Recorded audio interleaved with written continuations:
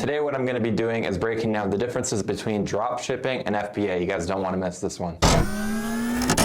Let's start with FBA. FBA stands for Fulfillment by Amazon. So they're actually the ones that fulfill the order.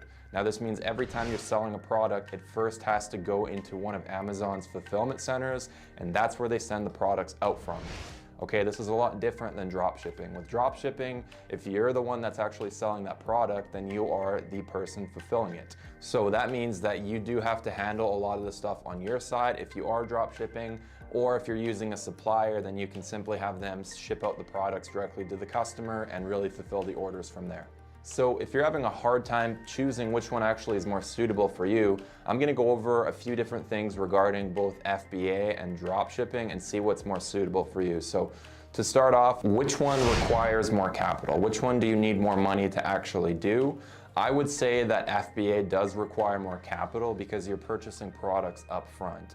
Okay, this isn't like drop shipping where you only buy a product once somebody's purchased that item. You actually buy the products up front with FBA and then you ship them out to Amazon's fulfillment centers. Now sometimes products can take a week to sell, other products may take a couple months or even more to sell, so you do have to account for that period of time of which items are sitting and waiting at Amazon's fulfillment centers. Now if you're somebody that's comfortable with floating some capital for an extended period of time and you're okay with Amazon holding that inventory and really just waiting for it to sell, then FBA can be a really good model because as you wait for things to sell, then things will turn and sell at a really good margin, and that leads me to the differences between the margins. Typically with FBA, you are going to see higher profit margins just because you are buying products up front, and sometimes those items can sell at 30, 40, 50+% margins just because you buy it in bulk. Okay, so this is substantially different than drop shipping where you're actually not even buying the products. You actually list them before you've even purchased them. So there are some pros and cons to that. Obviously, you don't have to worry about inventory, you don't have to worry about it waiting. However, you are also diminishing the amount of margins that you are going to receive on your items because there's a ton of different people that are actually competing against those same items if you are drop shipping. Now, another question that a lot of people ask is which one has a larger customer base? Are people mainly shopping FBA or drop shipping, or also known as FBM? Which one has a larger client base? This does go to Amazon FBA, okay, because a lot of people that shop online, they like to shop on Amazon Prime. With Amazon Prime, that's dealing with FBA because everything is then sent to Amazon. They fulfill the order and they can make sure to send that item on time rather than relying on whoever is selling it, aka drop shipping. They can be a lot more reliable with FBA where Amazon does send out the orders and gets everything sent out to that client. Okay, so you do have a larger client acquisition when you are dealing with FBA. Generally, it's a lot easier to win the buy box, which a lot of people talk about. Regarding the buy box, it gets you a ton more volume, you get way more sales. So from a seller perspective, you do get a lot of volume when you're dealing with FBA because there's a larger client acquisition and it's much easier to get that buy box, which again, gets you a lot more volume. So that does come with one con, okay? The bad part about it is there are typically higher fees when you're doing FBA. When you're doing drop shipping, it's a lot less in terms of the fees. However, that does come with some pros. Okay, you don't have to worry about any returns. Amazon actually deals with the returns on their side of things. Again, you get a lot more volume when it comes to your products, everything you're selling online.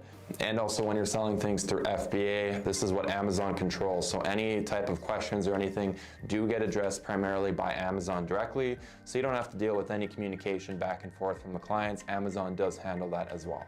Now, as far as inventory management, if you are doing FBA, you are going to need a place to, store products and everything as you go because you're going to be shipping them to Amazon directly.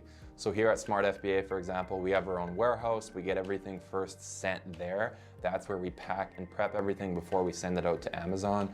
So this is something that you are going to be required to do if you are wanting to deal with FBA, or simply you can have Amazon do this pack and prep themselves. They are going to charge for it though, so they do charge a pretty hefty fee when it does come to the fulfillment side of things. So make sure that you're accounting for this when you're looking at your margins and when you're understanding how much you're actually going to make at the end of the day from that product.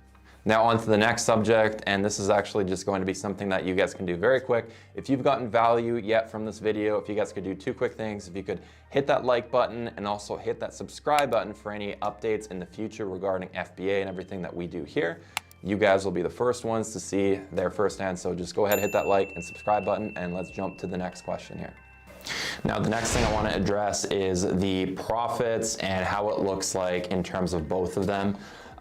See, with FBA, you do have to account for the fact that some items are not going to sell at what you think they're going to sell at. You are buying the products up front, so a lot of people that do drop shipping basically say not to do FBA because there's way too much risk, and basically you're buying products up front.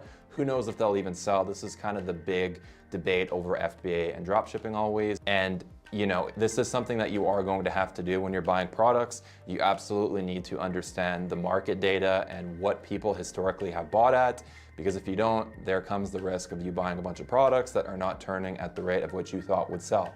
So this does come with a lot of research that needs to be done. There are a lot of things that you have to do as a seller to make sure that those items are going to turn at that rate. So with drop shipping, you don't need to worry about this. You're basically just buying the product once somebody else has purchased it, and you get it at a lesser rate from a supplier. So this can be very simple if you're doing drop shipping. And again, this is one of the things that if you are doing FBA, you need to make sure that the products you are purchasing are going to sell on Amazon and they're going to be turning at the rate of which you think they are going to sell at.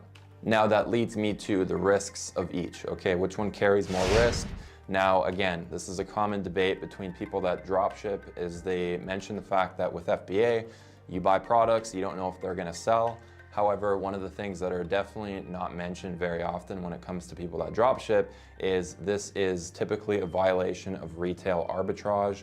People that are, for example, using Walmart as a source for getting products, this is a direct violation against retail arbitrage online. So if you are going to be drop shipping, you need to make sure to abide by Amazon's rules, or they can suspend your account. This means that if you've been drop shipping and you're, let's say, floating $40,000 on a credit card in hopes of essentially receiving more because you purchased those items at a lesser rate than what you sold online.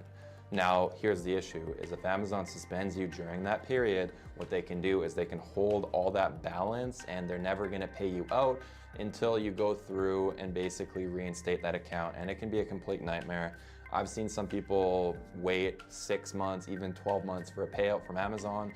And of course, if you're carrying all this and need to make those minimum payments on your credit card, all of a sudden your credit can be massively affected because you're not making those payments on your card.